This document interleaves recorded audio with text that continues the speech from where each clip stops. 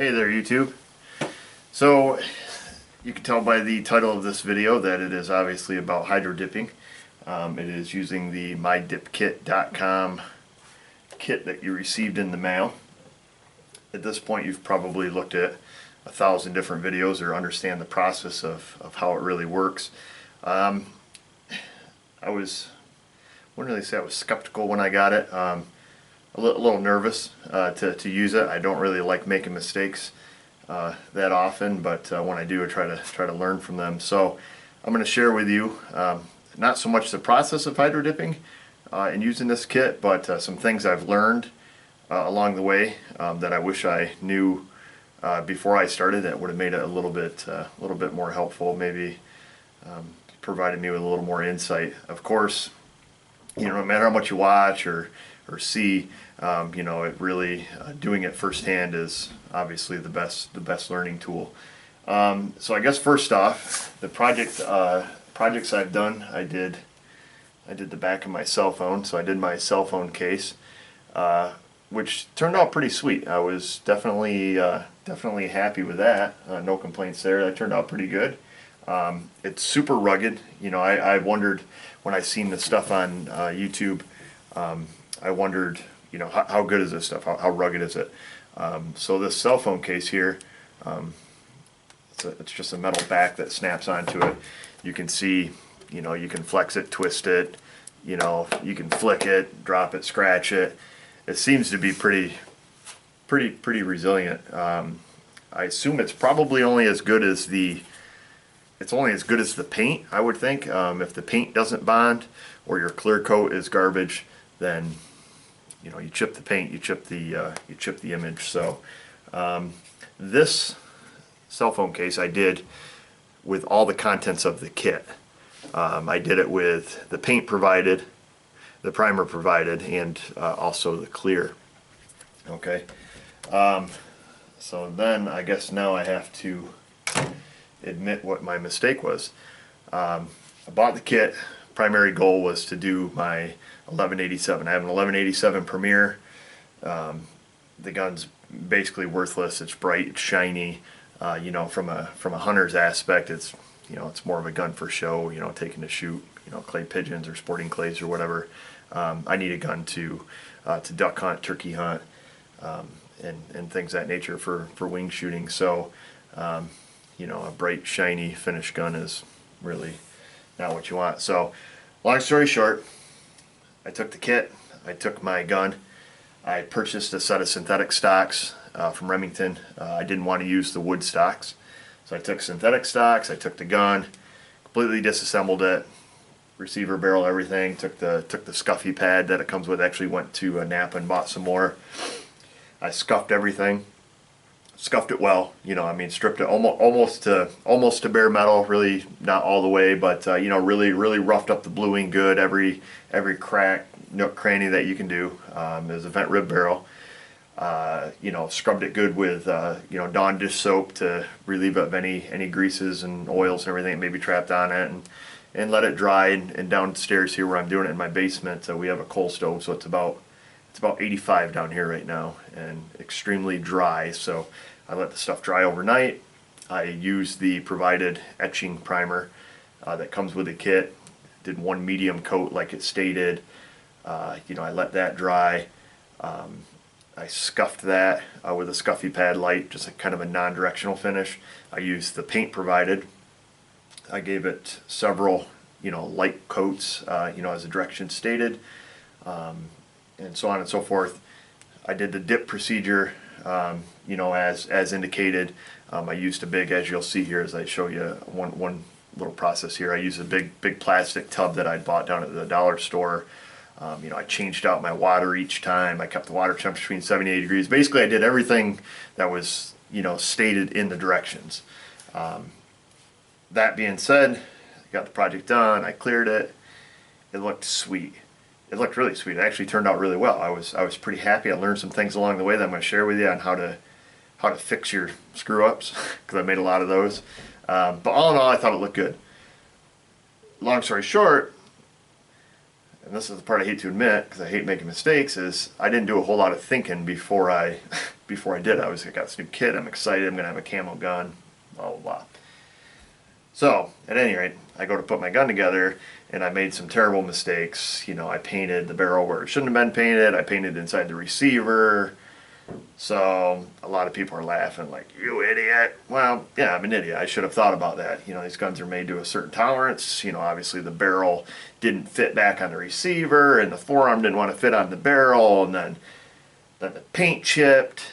For whatever reason, I had some really bad adhesion problems. It looked like $1 million, but you could chip the paint off like nothing to it. I mean, you get underneath the paint like with your fingernail, and you could run it right down the barrel and all the paint would flake off. So in my frustration, I just walked away from the project for a while. I left it just sit because I didn't really know what to do. I just knew that I'd, in my mind, almost ruined, or potentially ruined an $800 shotgun or whatever it costs. I was like, well, I took a gun that was mint condition, and now I've got like this half-assed paint job on it that's all flaking off. So enough of the details. It was an epic fail. Here's what I've learned, and I hope to share this with you and show this to you. So I've gone through, I took all my parts and pieces, including the synthetic stock, everything that had been painted and dipped already. I took it to my shop and I sandblasted everything. I was going to use a chemical paint stripper and strip it, but the paint was coming off relatively easy on the metal parts. It seemed to bond well to the plastic, so there were some adhesion problems. But I wanted to start over, plus I wanted it a little bit darker than the color that it comes with. It's quite light. I know the lighting here in the basement's not that great, but the tan that they send with this camo pattern is very light.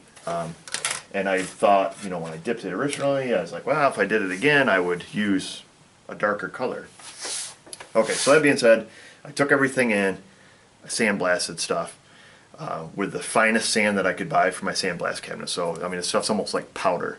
It easily stripped the paint. I took the receiver, obviously the shot tube and stuff here, I had masked off, and but yeah, inside the receiver itself, everything, I sandblasted it like as if you were going to take it to get it blued and have a matte finish on it. So the paint came right off, took it right to bare metal, the whole thing, everything. I was very meticulous about getting the entire receiver stripped to bare metal. I took the stocks, I put the stocks in the sandblaster, went over those, in all the, gosh, I can't even think of it, the grippy stuff here on the stocks, I can't even think of the name of it now, checkering there, and all the checkering, the sandblaster easily took the paint out of everything, and that made it so I didn't have to go through and re-scuff stuff. Again, with the barrel, plugged both ends of the barrel. I taped off anything I did not want to sandblast. You obviously don't want to get up in the chamber and in the barrel and in the gas lug and stuff.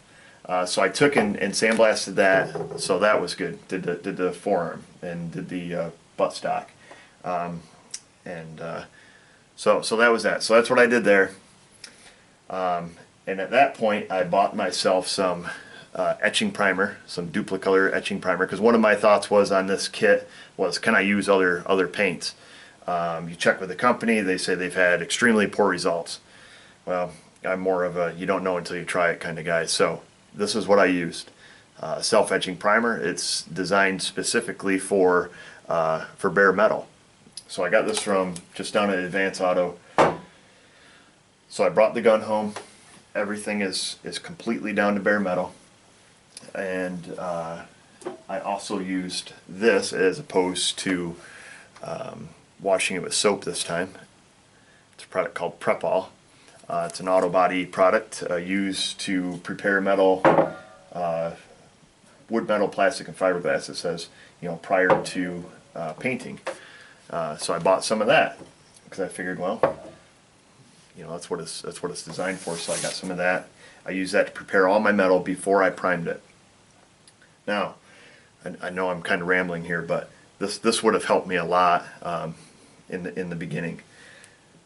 Do not paint any parts that go together. For example, you know, where the barrel goes into the receiver. Do not paint inside the receiver. Do not paint the end of the barrel. It's difficult to tell because I've got this masked off and painted still. Don't paint any of that, so you don't have any problems fitting stuff back together. Also down, you know, inside the bottom of the receiver, when you go to put the trigger assembly back in, you don't want any paint on the inside of the receiver either. It's a pretty tight fit, as you know, without any paint. So don't paint any of that. The other thing I learned is don't paint inside of your forearm. This synthetic stock or synthetic forearm is right from Remington, so it's not an aftermarket one. I find that it fits snugly without paint, and I found that when I screwed up the first go around, when I had just, you know, I'd painted inside, not heavily, just overspray, it didn't want to fit. It fit really tight, and when I pushed it on, it was peeling paint off the barrel where it slides over. When it come into the receiver, when it pops over the receiver here, it wanted to, you know, peel and gull the paint. So it was frustrating. As you can probably imagine, this, if you've done this, you know that you have several hours into, you know, metal prep, you know, painting, priming, etc. So what I did when I did this second time, after it was sandblasted, I've cleaned everything. Obviously, I masked everything off here, so not to get any paint on the inside. So that was my first effort at doing a good job there. The other thing I did that I think is kind of unique that you may want to pay attention to is this was stripped down to bare metal. So I went knowing that I wasn't going to paint the inside of the receiver and that I had to sandblast to get all the old paint out to make things fit. I stopped down at the gun store and I picked myself up some G96 liquid gun blue. Now there's quite a few companies that make, you know, liquid gun bluing, and I was semi-skeptical because, you know, obviously nothing is better than to have your gun, you know, hot blued, but at this point I felt I was kind of up against a wall. You know, I have to do something to put a protective coating on this, you know, receiver because I had sandblasted, I had screwed up, so I figured I'd try something. So to answer your question, yes, the stuff does work. Particularly on bare metal, this was down to bare metal, so inside the receiver I took, before I painted anything, I masked off the whole outside where I didn't want to get any of the, you know, the gun bluing on it. I masked off the whole thing, and I used, followed the directions on the gun bluing, which was essentially to put it on a clean patch, wipe it on what you want to have blued, and after 15 to 30 seconds it'll turn to a grayish residue, and then you neutralize it with water. So I did that procedure and it worked, and it worked well. So how long does it last? I don't know. I don't have that answer. It's only several days old here. So the other thing I did with the gun bluing, I did the whole inside of my receiver after it was sandblasted, before I painted. And what's cool about that is this was all sandblasted inside the receiver. So now I have, you know, once I put oil on it, I'm going to have a really sweet, you know, matte finish inside the receiver. The other thing I did is, I remember from before, I should have took some videos when I screwed it up, but it was screwed up and I was upset, so it wouldn't have made for a good video. When you put the forearm on the gun and it comes over your receiver, you'll notice that it goes over the receiver a certain distance on each side. Okay, so what I did there is I blued that area there, so you can see that. And my thought there was, if you're an avid shooter, if you shoot a lot, you're gonna take your gun out, you're gonna, you know, shoot, you know, clay pigeons, and you know, if you go duck hunting, and you know, anytime I shoot my gun, I bring them home, I take them apart. You know, if there's, you know, they always get full of, you know, trash, seeds, and goldenrod, and moisture. So you're always taking the forearm on and off, taking the barrel on and off. You're cleaning your gun. You're using a blow nozzle. You're blowing it out. So my thought with that is, if I painted the entire receiver, and you're always taking the forearm on and off, not knowing how durable the you know, the paint finish is going to be, I said, well, why not just blue that portion?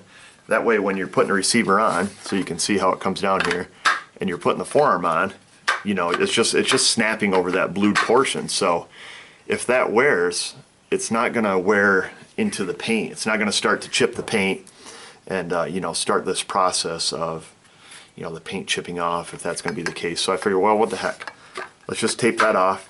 When the forearm's on, you know, you can't hardly tell. So, you know, really, who cares if that little bit is blued.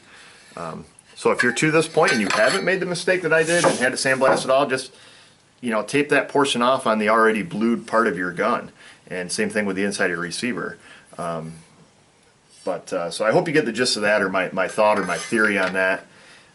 You know, just the fact that, you know, this gun gets used a lot. I shoot this gun a lot, so it gets taken apart a lot. So my thought is there, I don't have to worry about it wearing down the paint.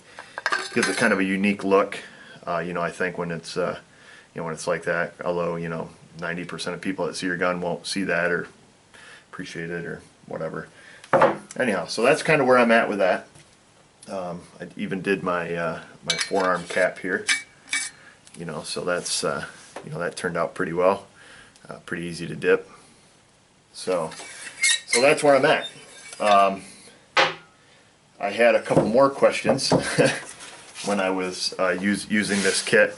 One of them would be, you know, when I have my tub set up and I have my, you know, I've already gone through and I've cut out my piece and I've got it floating on water, and, you know, I did my first dip and I get it out and I noticed that I did not get the top of the forearm. You know, it missed these areas here. The whole forearm turned out sweet. You know, the thing turned out sweet. I can't complain about that. It turned out good. I didn't get any air bubbles or, you know, any problems there. I've got bare spots. So now what? You know, what do I do? I didn't find much on the internet for, you know, what do I do? Everybody seems to be 100% successful, except me. Same thing on the receiver here. Let's see if I can show you. So the receiver turned out sweet. It's got you know, the camo pattern went on. I thought fabulous. I mean, I can't complain. Even in the lettering, this is a 175th anniversary edition, so it has, you know, the lettering here on the side to, you know, display all that. But you can see here, I missed some. You know, it's just the way the film works. It just, you know, I don't know if there's a technique. Put it in, twirl it, you know, rub your belly, pat your head. You only get so much film and so much time to experiment. Do you want to experiment on your gun, or do you just want to do, you know, do what you can? So at any rate, long story short, I learned how to fix that with experimenting on this the first time I did it. So I will show that to you, how I did that and how to fix that. And so if you have the same problem, that you can do it. You don't have to kibosh this whole thing and throw it in the trash, or, you know, sandblast it and start over and just, you know, just keep dipping and dipping and dipping until you get it. If you have a pattern that is continuous, like a carbon fiber pattern or something like that, you probably won't be able to use my technique. But with a camo pattern, unless you're completely anal retentive, you know, we can mask this off essentially and just re-dip it. And it turns out pretty good. And like I say, it's just a camo pattern. I probably should just leave that how that is, because it's just one little tiny spot. And, you know, if I go out and start interviewing turkeys and ducks with it, I don't think they'll mind that I'm missing a little bit of camo. But I'll show you how to fix it at any rate. I'm going to show you just a little bit of the process. I saved the buttstock here. This has been sandblasted, one coat of primer, one coat of paint. And my thoughts behind that were, I guess, I'm probably rambling a lot, but my thoughts behind the one coat of primer and one coat of paint was, if I don't get it too thick, you know, too many mils of paint and primer, I assume it will chip less or be less prone to chipping. I'd be curious to hear your thoughts on that, or any of this process. So it's a lot of fun. I'm not gonna lie. I mean, it's fun to do, and it looks really cool when you're done, particularly if you can say you did your own. And then the barrel was kind of difficult. I couldn't find a single thing online how to dip a ribbed shotgun barrel. So I'll show you or tell you how I did that. This one is not done, so perhaps we can do a video on how I did that, because I don't know, I came up with my own theory. The first go around it worked. It looked really good, so I'll probably do the same technique this time also. So that's it, I think. Let me think. I thought about it. Okay. Real quick, I'll just run down the process again. I know I'm rambling, but I wish I had somebody to talk to before I did this. So, can you use something other than the paint provided in the kit? I would say, yeah. I mean, I did, and it works. This is what I ended up using for my base coat, because like I say, I wanted a khaki that was a little bit darker than what they shipped it with. So I use this. You know, I found it in the parts store. You know, it's an ultra flat Krylon camouflage. Seemed to work. So yeah, I sandblasted. I did whatever. I masked, did my bluing.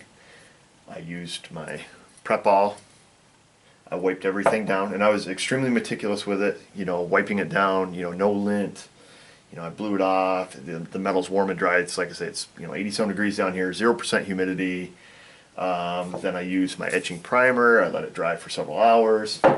I took a scuff pad after the primer was drying lightly, did it in one direction, then a 45 in one direction, and a 45 in the other. So I gave it a nice crosshatch, non-directional finish. Then I did one coat of my paint, and at that point I let it dry 24 hours prior to dipping. So that was the process I used. And I'm going to show you some of the tricks I've learned for actually playing with the film and what I've learned there, because I made some mistakes initially. And if you watch the My Dip Kit videos, they say any mistakes that you make, they're all your fault because you didn't follow the directions. I tried to follow the directions to the T when I did it the first time, but after watching some stuff online, playing with it a little bit, I've learned a couple things. I'll show them to you. Do what you want. You know, I ended up just doing what I wanted. So, but I'll show you what I did, and it seems to kind of work. So, let's dip. All right. My first tip would be, it's much easier to tape it, to roll it out, tape it, and then cut it, than it is to cut it and then tape it. So, keep that in mind. My second tip would be, is when you cut it, cut through the center of the tape. That way, the border of your next piece is already taped, therefore saving tape. The other thing I would say is cut a piece a lot bigger than what you need. The kit comes with a lot of film. At least this kit I bought did. I bought the kit that comes with 2 rolls and all that business. I had enough stuff to do my gun the first time and screw it up and do it again and then experiment and try to learn from my mistakes. So there was a lot of film. It came with a lot of film. It came with minimum product. I had, for example, just enough paint and primer to do my gun, do the whole gun.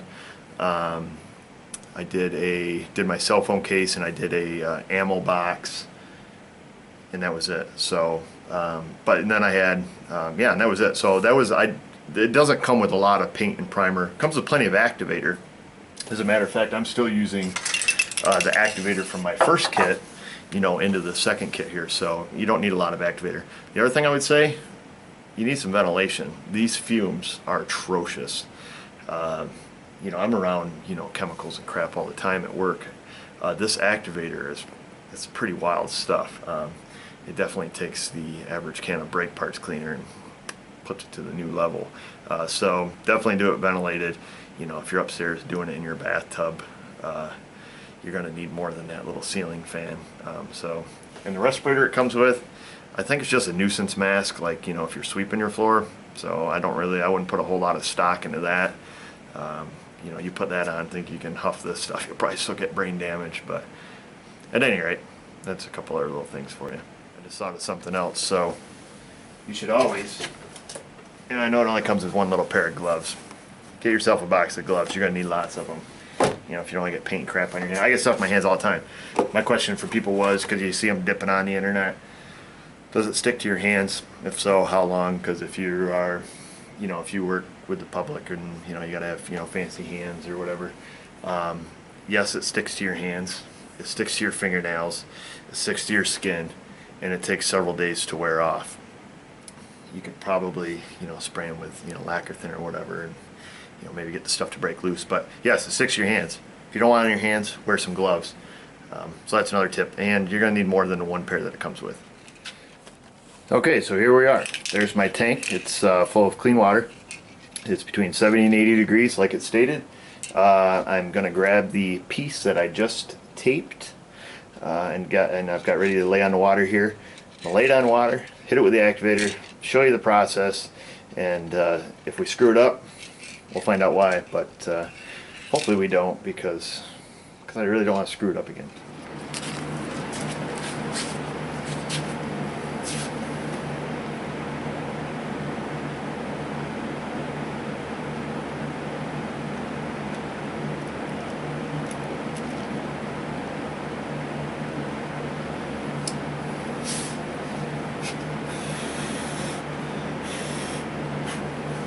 Alright, well, we'll start the timer. They want you to get about a minute of hydration. We are on the countdown.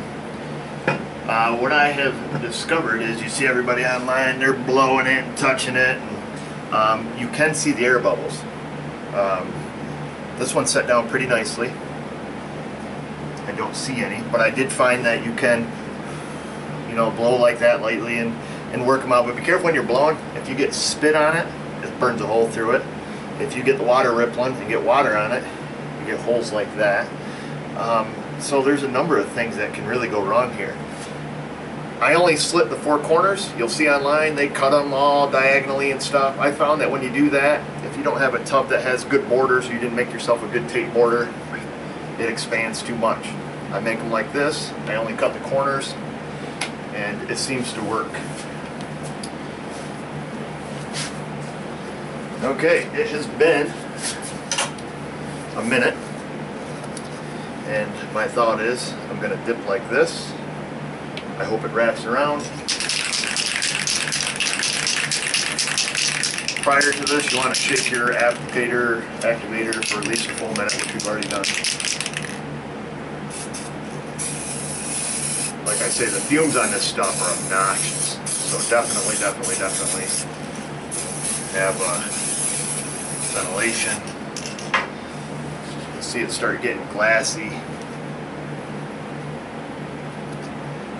When it does, go for it.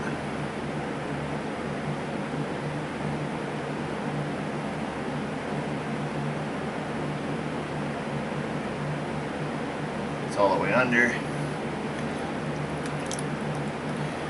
Give it a wiggle. The only reason we give it the wiggle is because that's what everybody else does on the internet, so I don't know, it's just what we do. Pull it up and out, and I say this looks really good.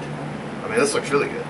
It came all the way around, got a pretty good seam down the middle. It only missed like one little tiny spot. So with that being said, I'm going to take it upstairs into the bathroom and wash it off under some hot water and rinse this. The coating it gets on it, it's like really slimy. You can almost feel it when it's off.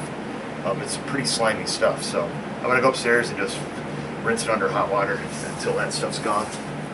Okay, YouTubers, I brought you outside where we have maximum light action. So you can see this. This is after it's been rinsed and it's dried. And I know people are going to flip out on me like, those leaves are distorted. Well, you know what? I really don't care. So the film stretches around. It's going to distort the leaves. But so you can see it gets into the checkering very well. We left ourselves a nice seam. Only mistake right there. I am not going to fix that because I really don't care.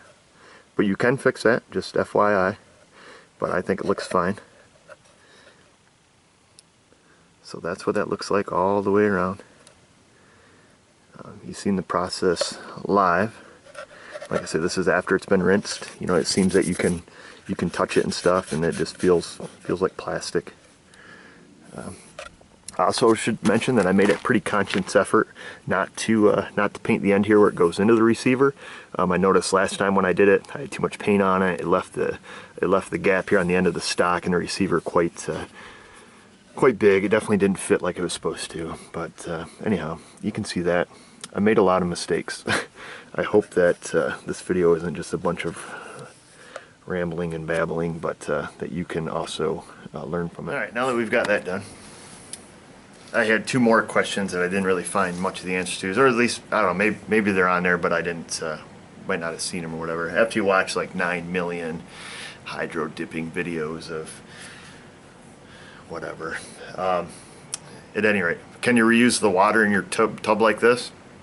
I found things that said you couldn't or you shouldn't, and then I've seen a lot of videos where guys did and it didn't seem to cause any harm. There's 20 gallons of water in this tub. I use 4 5-gallon pails, so 5 plus 5 plus 5 plus 5 is 20. So there's about 20 gallons of water in there. There's a lot of scummy crap floating on top of it now after the dip. I would say it's fair to say that this project procedure, if you're doing a whole gun or you're doing multiple things, takes a lot of water, and it takes a lot of hot water. I don't know what kind of hot water system you have in your house, but if you are changing this out every single dip, unless you have an on-demand system, you're probably going to run out of hot water relatively quickly. It takes quite a bit. For example, it took 10 gallons of our straight hot water, which is like, I don't know, 118 or 120 degrees or whatever it is out of the tap, and then took 10 gallons of cold water, mixed together, makes water about 78. That's the equation I had. So if you're doing 10 gallons of water every 10 minutes, our system can't keep up. It couldn't on our first gun. So anyhow, keep that in mind. And it's not just filling this. If you're rinsing in hot water, it takes a good 5 or 6 gallons of rinsing water to rinse these things clean, because you're just holding it there, rinsing it, and it takes a little bit to get the, I don't know what they call it, PVA or whatever, I call it the slimy crap, to get the slimy crap off it. It takes a little bit, so keep that in mind if you are conscientious of the water. So it has been my discovery that yes, you can reuse the water. I'll reuse it a couple, 2 or 3 times. I know the activator is a petroleum product, so it's floating on the water, and it can prematurely activate your film perhaps, or give you some flawed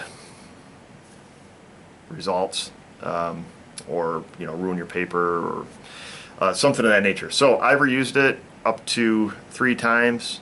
I'm going to reuse it now just to show you, and I'm not going to dip my barrel because my barrel doesn't fit in my tank here. So that'll answer one of your other questions. Can I dip in my bathtub, and does it stain my bathtub? The answer is yes and yes. It does stain your bathtub, and yes, you can dip in your bathtub. I hope you have a loving wife. I was able to clean it. I'll go through a little bit of that process. It's not that bad. Anyhow, what I'm going to do is I'm going to show you how I'm going to fix these little spots here where it did not get any film on it. And there's one little spot here, right on the side, that little spot there. I should probably just leave it in case this goes terribly wrong, but I'm going to fix it. I'm going to use some of the scrap that we have left, because we don't need a terrible amount of film, nor do we have to be really methodical in our dipping process. So that's that. I'm going to prepare this. We're going to stick it on the water we've already used to show that you can reuse it. Like I said, this is probably going against all the rules, but these are all questions that I had because I like to know. I just want to know. So anyhow, that's where we're at. Okay, so step 1 in the fixing up your screw up is tape. Lots of tape. I questioned it. If I tape it, will it just pull it back off? I couldn't find anything that told me any otherwise, so the easiest way to figure it out is to tape it. And to answer your question, on my project, it didn't seem to pull it back off. I used regular Scotch tape. I used the Scotch green tape. I used a couple different kinds of tape. Neither one of them seemed to lift it. And then I guess my next question that I would ask me would be, well, how long did you let it sit before you taped it? To answer it, not very long. 8 minutes. I had taken it, dipped it, washed it, got all the slimy crap off, blew it off of my blow nozzle, seen that it was dry and dull, and at that point I taped it. So to answer that question, I didn't wait very long. I didn't let it sit like 7 days and 6 minutes. So, and then I use ordinary grocery bags. So long story short, I tape anything I don't want to get re-dipped. Will it stick to itself again? I found that if you overlap it on parts that are already dipped, it overlaps it and seems to etch into that. So I have left the small spot on the front of the forearm here and these top rails. I'm going to use just this small piece of scrap back here, put a quick border around it, stick it in top of the water we've already used, hit it with the activator, and then I'm going to go down into the water front first and just 1-2 barbecue. Okay, if I was watching this video I would say, what about all the crap on the water? Well, I take my tape, obviously, I get rid of that. There's still a film on the water. So what I did, and this could be totally wrong. I could probably just leave this crap on here and do it again, but I don't know if it will reactivate or it's already activated. I don't know if it'll stick and screw up my pattern. So I just took some just paper towels, some of these just blue shop towels here. I just brought the stuff, I swept it, I went through and I swept the water.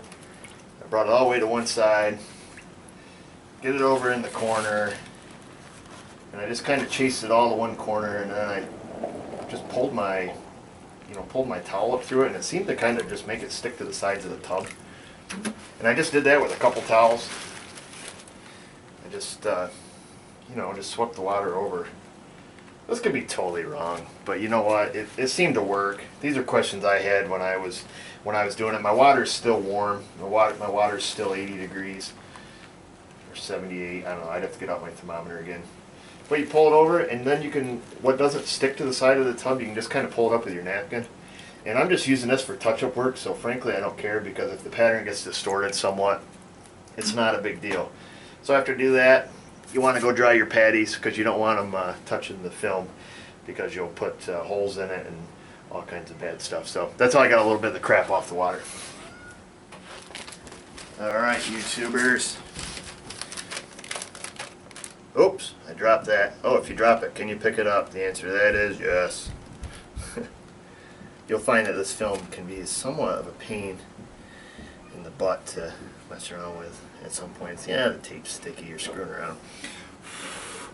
Okay, and we're waiting our minute. Roughly, around about a minute. Is the minute critical?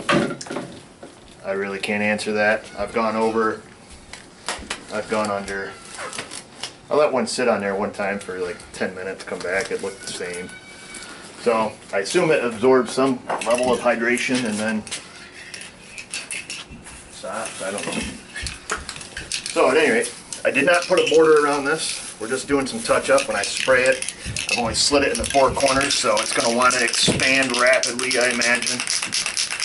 But we're just doing these little rails. I'm not looking to get a great pattern, just looking to get some color.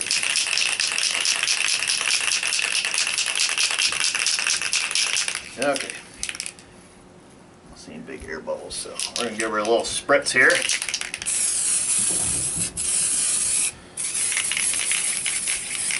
I know you're home screaming, that's too much activator, you're going to die. But, I don't know. Too much, too little. There is a sweet spot though, you'll see when it gets all glassy. So we're going down in, coming to do our rails, put her under, wiggle it, twirl it, splash a little, pull it up and out, and you will see we have good coverage. So what I found next is to go and unmask this. I run it underwater, I rinse and unmask simultaneously. If I had somebody to help me take the camera upstairs and do all that, I'd show you, but you get the gist of it. I start rinsing. I rinse for a while, several minutes, start getting some of the slimy crap off, and then you'll notice the tape will start to get wet and soggy and almost unmask itself. So I found that helpful. I'm gonna unglove and go upstairs and do this, and I'll be back to show you the finished product and see if it was an epic fail and I totally lied and all of it peels off of my tape, and in which case I don't know. We'll go from there. I'll be right back. Okay, I made it back down. I didn't blow this off yet, but you can see the rails, those two top spots that were once bare are now camouflaged in a seemingly flowing type pattern. Granted, it does not completely you know, match the bottom. But I tell you what, you'd really have to scrutinize this and look at this to say, well, that looks awful. I'm never gonna shoot that gun, that looks awful. And then the front of it, where we had it taped off, look at that. Turned out pretty well, I think. I don't really have any complaints there. The only thing I have to complain about is when I was masking it, you didn't tell me that I forgot to do the spot right here. I'm probably gonna leave it. I probably won't. I don't know. Anyhow, so that's how you fix your mistakes. Tape it off. Use your scrap, just go through and re-dip it. You can dip it on top of the water that you've already dipped in. I don't know, I guess that's it for right now. There is one little spot on my receiver. I'm going to go through, mask that off, tape it off with a bag, use this water one more time before I ditch it, and go ahead and fix that spot. So, I don't know. I hope this video is helpful. Maybe I'll just get a bunch of negative comments, I don't know. I've never done it before, so a lot of this is just trial and error. I wish I could have, you know, seen it done firsthand. You know, a lot of the stuff you see on YouTube, you're like, oh yeah, that's easy, I'll get this. You're done, but it's not that easy. You have to be pretty meticulous. It does take some time. There's probably a lot of techniques where, you know, guys are probably like, you should have done a roll twist dip. I don't know how to do that, and I didn't really have anything to experiment on. And I don't want to experiment on my gun because I don't want to have to do it 5 or 6 times. So you could probably put it in and dip and roll and twirl. I don't know. Maybe if you have some links to some good videos or have some good advice on that, you can just leave that in the comment box and we can share that with other fellow hydro dippers if they have a community of hydro dipping. So, all right, we'll be back. If you're sitting at home and you're on the edge of your seats wondering, did he fix that spot on the end of the forearm? Yes, I did. Same method. Taped it. I didn't bag it this time because it's just one little spot down here in the corner, so I just essentially taped the corner, did a little tiny dip. I didn't even bother taping my film. I just cut out a small square, floated on the water, hit it with some activator, dipped it, wiggled it, rinsed it. And here is what it looks like. Let's see. Here's what it looks like. Does it match? No, you can see that that's the corner I did. From back here, you can't tell. If you are gonna, you know, just get right down and examine it, yeah, you can see where the line is. But this is a camo pattern. I mean, it really probably does not matter. It doesn't matter to me. I probably should have just left it, but you can see also, you know, the distinct difference in the pattern from the top of the rail to the bottom where we repaired that. Okay. To me, it's really not a big deal. I think the thing looks like $1 million. It turned out pretty good. It's probably as good as one that you would buy in the store that was done from the factory. I think it looks good. I don't know. What do you think? Also, one other thing, just to show you the differences in the color of the camo. I know the lighting down here probably kind of sucks, so this might not be the best. I probably should be somewhere where there's good light. But anyhow, this is the tan that comes with the kit, and this is the color that I chose to use. So you can see the different color variation there. Pretty light stuff. The color that I chose is obviously much, well, not much darker, but a slightly different, darker khaki. I did buy some green, some darker stuff. I don't have it over here, but same brand, but in the green. I was going to try that, but I thought it would probably blend in the green leaves on this particular pattern. I'll put a link in the description as to exactly what kit I bought, because I don't know right now offhand. I think it's called Trek. Yeah, Trek Camouflage. But I'll put a link as to what kit I use, so if you see this and you're like, wow, that worked great, that looks good, you can buy it and use it, and you'll know which products that I used. I hope I'm not misleading you and you use it on your project and the whole thing sucks, but if it does, you'll feel a little bit of my pain that I went through. So it's frustrating, but breathe, remain calm. You can fix it. Okay, YouTube, so I'm back. Had to take a little lunch break. So everything is dipped, touched up, ready to go. The other thing I found it hard to find information for online is how to dip a ribbed shotgun barrel. This is a big long barrel here. I Facebooked the My Dip Kit people and asked them for their input or information, assuming that they've seen hundreds of other people do this, perhaps thousands, or have done it themselves, and asked them for information. Do I start with rib down, rib to the side, rib at a 45, rib up, straight in, straight down, down and twirl? They texted or messaged me back and basically said good luck. So I had to figure it out myself. The first time that I did this, and mind you, it turned out well. It was a two-step process. I taped the rib. I taped the left side and the right side, taped it together, so I had a nice clean line on the barrel. I went down, I dipped the barrel. It turned out beautifully. I rinsed it, I removed the tape, taped the barrel, left the rib out, and then dunked the barrel. So that turned out well.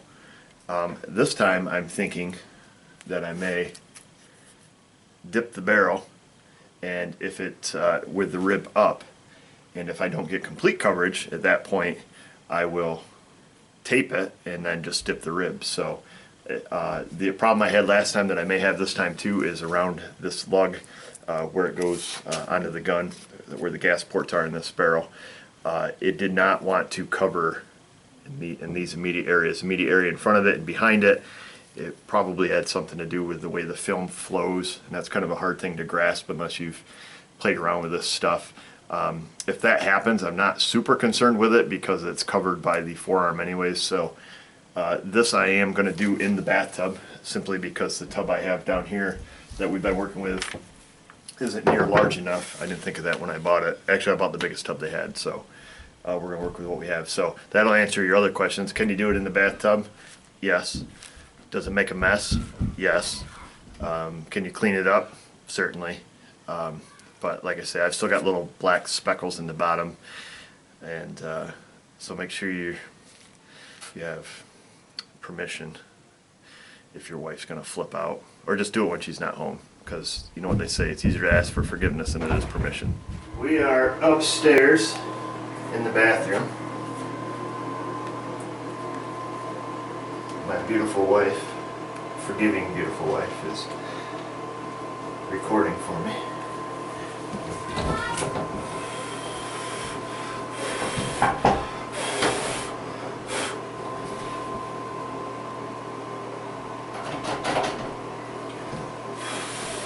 Mama! Just a minute, Gavin. Where's Mommy? She's in here, recording. We have... Yes. Okay. We're going to let that float and hydrate. I've already discussed the process we're going to attempt to do on the barrel. And this is kind of different. I should have took the doors off the shower, but I didn't. Okay, I'm going to get my barrel.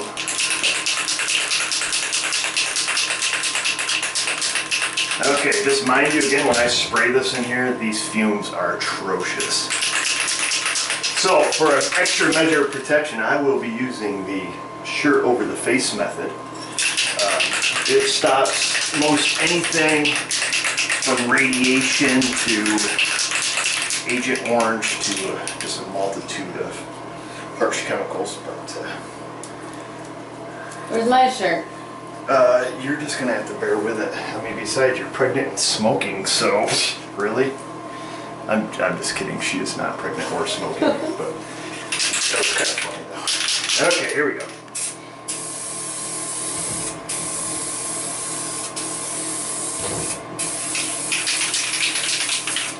We have activated, waiting for the precise moment.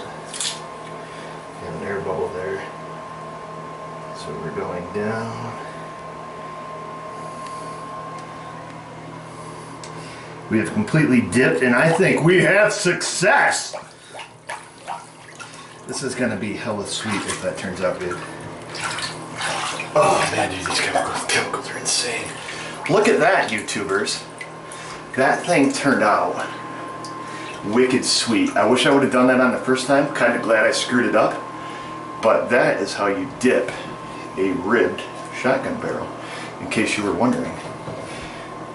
You're wondering about the bathtub. How do I clean it up? Well, I scoop out my trash that's in there, and then I drain it, and then I just use baking soda and Dawn dish soap and scrub vigorously. However, the little speckles down here at the bottom of the tub, they tend to stick, in which case my wife says, "Are you gonna clean it up?" So, I don't know how to get that crap out. She claims that she used a Mr. Magic Eraser, what is it? A magic eraser, and it worked.